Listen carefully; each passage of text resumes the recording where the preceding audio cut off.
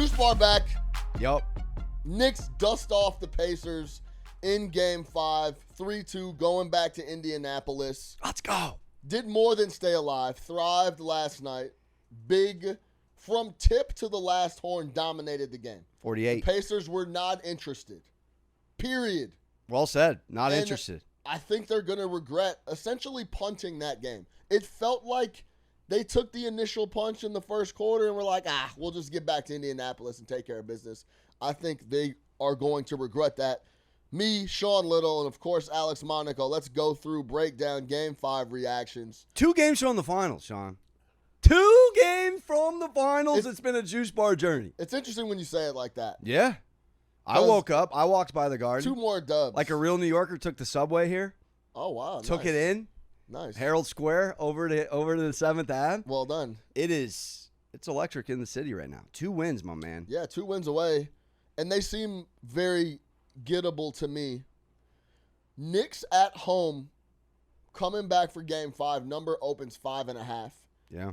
Gets bet down to 4, which is a huge movement in a Eastern Conference Finals game like that. Knicks blow them out. Now we go back to the field house for the Pacers. Number is right around 3.5. It's like just a little bit over a full possession. But let's talk about last night. Where are you at? I have a lot of thoughts on the Pacers overall in that game. I will be honest, deep down in the depths, the darkness, I did think about the Celtics situation where they went back to Boston. Right. They were down 3-1. They absolutely destroy the Knicks without Jason Tatum. Knicks are like, yeah, no problem. Let's get back to the Garden. We'll go ahead, polish this off. I mean, it's eerily similar to the situation now. Knicks take care of business at home, but it's flipped. Pacers now going back home with a chance to close out in front of their fans in a Game 6. Talk to me about the game. Talk to me about Jalen Brunson setting the tone in the first quarter. You texted the group and said Jalen Brunson is going to have a massive first quarter. That's exactly what he did. Yeah. He barely hit the rim. I think a big part of it was he heard a lot of people chirping. What is that about? Trying to fill airtime, baby. What? No, it's more than airtime because it's personal. The thing about airtime, because we're familiar with it because we do television, you do get caught in spots where you may say something half-heartedly because you are trying to fill time or you are trying to get to the break, fill a segment. When you sit down at your Apple iMac, is it an iMac? MacBook. You're not a PC PC guy? When you sit down at your MacBook Pro and you write an article or a tweet and you review it and you hit send, it's a lot different.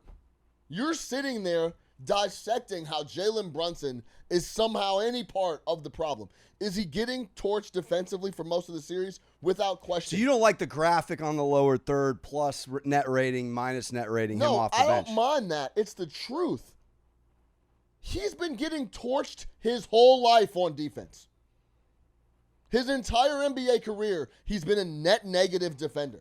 This is not a surprise. So, to talk about him shockingly being bad on offense or defense that's nothing new to me. The problem is trying to figure out a way to help him defensively. He's the reason they're in the position to play the Pacers in the conference finals. Yeah. So any slander for Jalen Brunson is nonsense, in my opinion. But I digress. Talk to me about how you feel about the game. I want to get into Tyrese Halliburton. I want to get into a bunch of things about the Pacers that I don't know what's gotten into me, Monaco, but I really am trying to join my side next to the finals. The animosity towards the Pacers is starting to pick up. Yeah, I haven't liked the Pacers since And it might be the early 2000s. It might just be Halliburton. Yeah, I mean, this is a real rivalry. If you're in your 30s like we are, I mean, I grew up a Knicks fan. I hate the Indiana Pacers. I'm getting chirped on social by hundreds of people from Indiana for the stuff I'm stirring, and I may never visit Indiana. That's how personal this is. There's no real reason. But yeah, to, I mean, being honest. coming off Game 5, outside of Mathurin getting his, we got 15 from Siakam and 4 of the 5 starters in single digits. Like you said out the top, Sean, they punted, and you can feel it. We weren't in the arena, but we can feel the energy on TV, and it wasn't a nerve-wracking Garden. You could hear it. They were loud. They were up. There. They were cheering. What do you mean? About not being in the building. I like that. No, I just meant like the Garden can be sometimes a unique place from a nerves perspective. I mean, I always go back to Eli Manning saying he'd rather play on the road. So sometimes, especially on this run, where the Knicks have a better output on the road, you're like, oh, hopefully the crowd and the normal New York fan is priced out at this point. Whoever's in the building, I hope that they're, not there for a Broadway show. And it seemed like there was some dog in the arena, and they jumped on them in the first quarter. And you said it. They didn't punch back. Will they regret it? I hope so, Sean. I mean, outside of what you said off air, bottling a game one in epic proportion, this is the Knicks up 3-2, back to Indy. So now this becomes, with Tibbs kind of deeper in his bench bag, a little more defense prevalent. Shamit's been massive. Mitch has been irreplaceable. And even Deuce two-way has been huge. This becomes mental. This becomes, can you get one in Indiana, and then anything can happen in Game 7. I loved what I saw. I think it was momentous. And I often ask this, like, let's take Minnesota, for example, when they're facing elimination. 9-point first quarter, it was almost over. I look for the nonverbals. They look like they didn't want to play anymore. Thunder are a different animal, though. Sure, but like the Knicks don't look done. They don't look tired. They actually look motivated. Do you agree? Yeah, I do agree. And it's a big part in late May. If you are watching the series as close as we are, I rewatched a couple games. I rewatched Game 1 just because I had to that's see painful. Nesmith metamorphosis into Steph Curry in front of my eyes. I still can't believe that. If you go back and watch that, it's like it's some of the most unbelievable shot making I've ever seen from a role player guy that just like it was like he was washed over with. It was unbelievable. He got a Harry Potter spell. Yeah, he'll never, that will never happen again. It was unbelievable. So, but if you go back to Game 1, Game 2, and last night at the Garden, all three games at the Garden were played at the game flow and the tempo was in the Knicks' favor. Game 1, a miraculous comeback happens. Game 2, you were all right with a high-scoring output for Game 1, though, because but that's the thing. It wasn't that high of a high-scoring output the first three quarters, and then the fourth quarter and overtime goes off the rails. That's the thing. If you go back and watch Game 1, the game flow was an under. It was defense first. They were getting stops. Feel it out, Game 1. And Halliburton started really slow, and then on the back end, they started to pick it up. Nesmith happens in the fourth quarter. Game 2, low scoring, tempo's low. The Knicks offensively didn't play that well. That was the 81-81 going into the fourth. Siakam scores 39. He can't miss. He was unbelievable in Game 2. That was the outlier there that got the Pacers the win. And then in Game 5, tempo, half court, not letting them get out in transition, that changed it up. They have to figure out a way to get that game style and tempo in Indianapolis. Well, let me ask you this, because Carlisle's approach, who's a decade champion, he's unbelievable. I mean, back to even the Celtics as a player.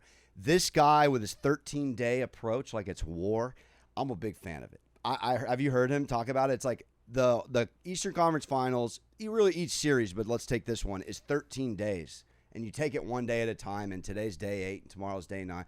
That's a fascinating approach from a guy that clearly is working backwards. Little Vince Gilligan, like he wrote the series Breaking Bad, working backwards with the end in mind. I love it. That's a guy that's been there before.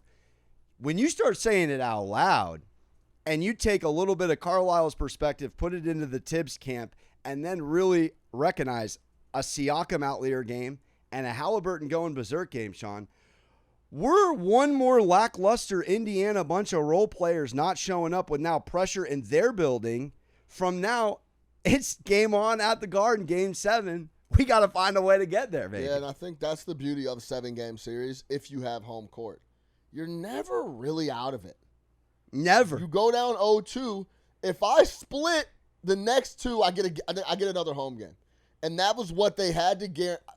It's funny to say, it's like they had to guarantee themselves a game back at the Garden. Well, yeah, they did, because if they lost 2, then the series is over, right? But after you go down 0-2. The goal is just split. Clearly, you'd rather be 2-2 going back home. But even 3-1, you get a home game, you win that game.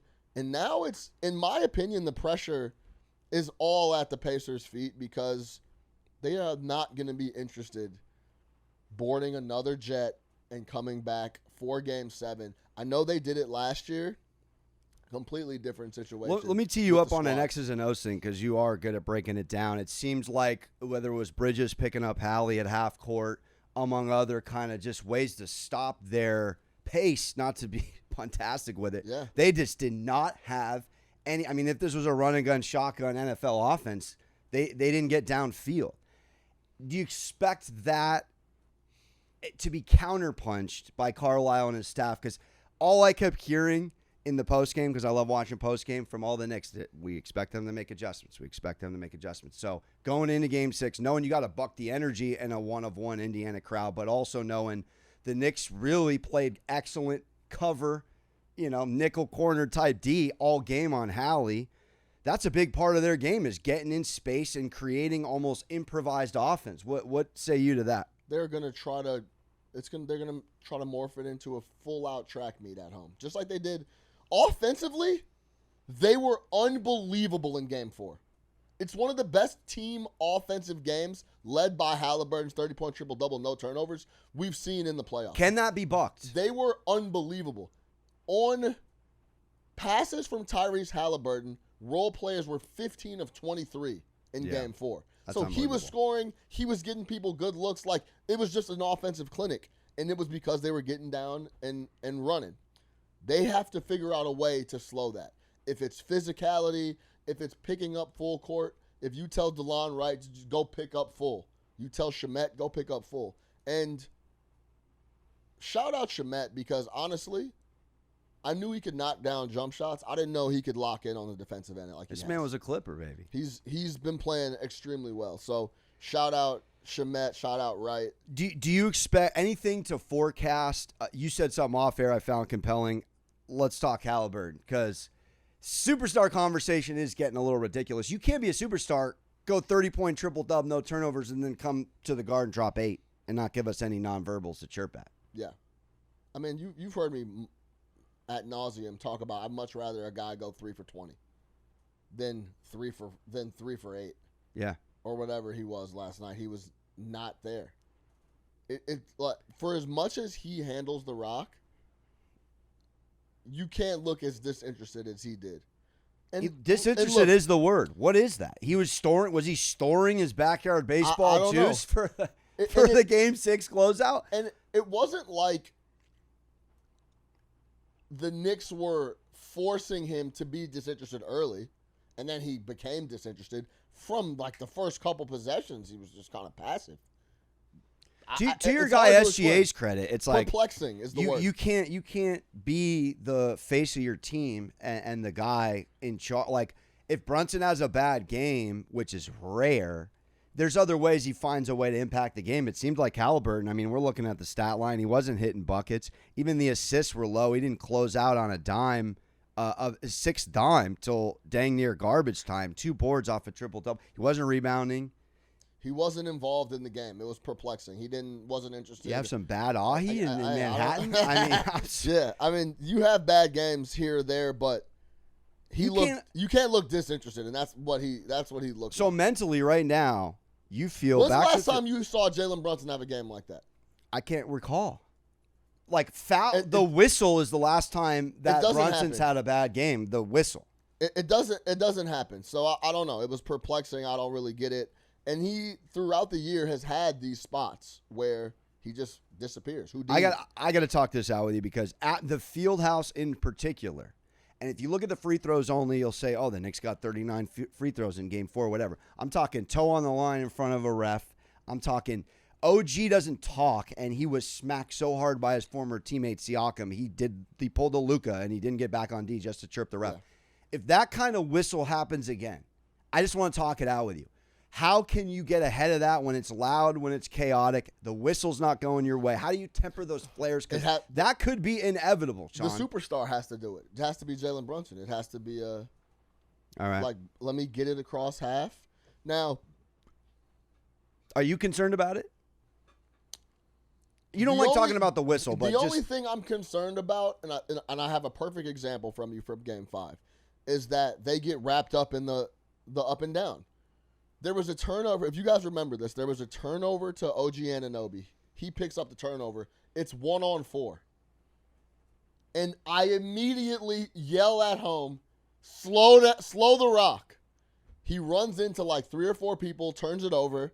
It turns into a corner 3. I believe. I don't know. It might have been Matherin. It might have been Shepard. I don't know who it was in the corner. But there was no reason to push. But for whatever reason, and I know the reason, it's just because it's like compelling basketball. When they get going, you kind of get in this atmosphere where you get the ball and you're like, all right, I guess we got to go. Immediate get back. Yeah, exactly. And Josh Hart did it in Game 4 with 5 turnovers. Josh Hart. Look up Josh Hart and tell me the last time before Game 4 he had 5+ turnovers. Maybe hasn't happened in 2 seasons. Off the top of my head, I can't remember him turning the ball over like that. So that's all playing into the Pacers' pace. You just can't get wrapped up in trying to force anything when you don't have an advantage. Like so you OG. don't that was the only mistake OG made for the most part. Because the Knicks have won the open floor all game. The Knicks have won a fast-paced game in this series, and then they won Game 5 on very much a slower style. Yeah. So clearly the Knicks can win in both styles. I don't know that the Pacers can. So you would say the Pacers cannot win in both styles. Yeah, so Game 6 preview, you want, again, slow cadence. If this was boxing, this is drag it out. This is methodical. This is very much chess. Yeah, absolutely. I think you have to clean up the glass as best you can and try to avoid them getting it off the rim and getting out to run, because we've seen it on every occasion, especially in the playoffs. People like Tyrese Halliburton's going to listen to all this talk about how he didn't show up.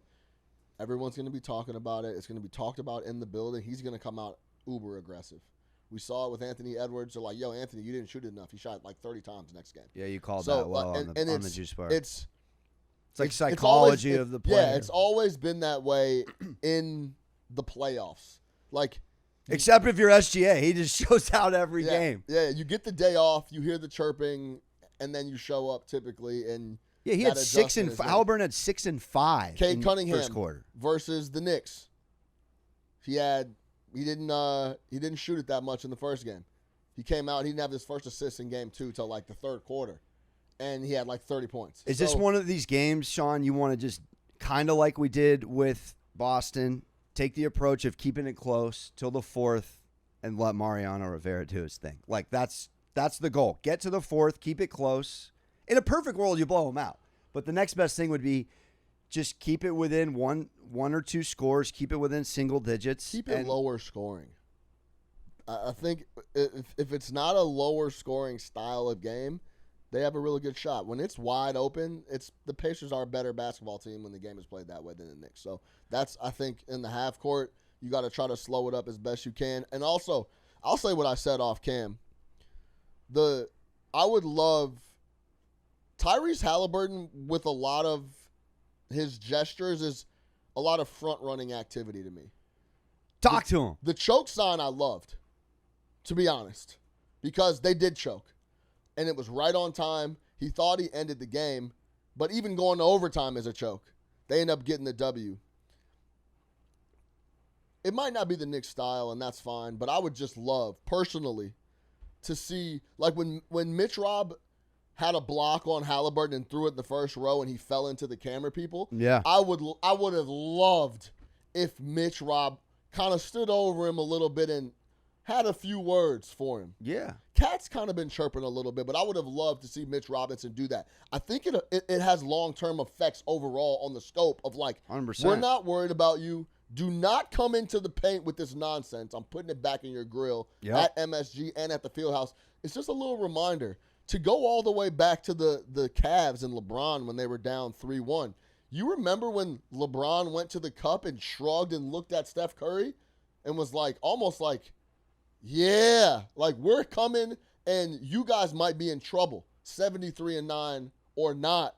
I get goosebumps thinking about that. Oh, yeah. Like, just reminded him. Because, like, no one really – because Steph Curry's a nice guy, No one's chirping at Steph Curry. Steph Curry runs around, shoots threes. He's a good dude. He's got Kevin. You know what I'm saying? Like, Kevin Durant comes the next year. Like, he doesn't really have confrontation. Likeable. But it was LeBron kind of gave him a reminder, like, I'm LeBron, and this is going to go 7, and good luck. And we're going to come back to your building, and it's going to be a slugfest. Well, like, to your point, I don't think the Knicks have pulled that card yet fully. So, what a perfect time to pull it. It might not be their style, and that's fine. Well, but it works perfect in the New York market. I would love.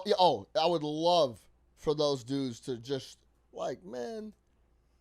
PJ Tucker is the guy. You're not going to put him in it a has valuable. To be a guy that plays. No, I know, but he and would impacts. be the guy to be. We're talking old school. Cat's doing it a little bit, so I got to give Cat his love. When he punched on Nembhard, he pointed at him. I like it. You know what I mean? So I like that extra element because I think it has impact. I'm 100% with you. I think it has impact, and you can't let Halliburton get in this rhythm where he feels comfortable doing Jalen Brunson's celebration and kind of just there's no, I don't want to say repercussions, but he's trying to get that going. I would love if the Knicks gave some of that back to him.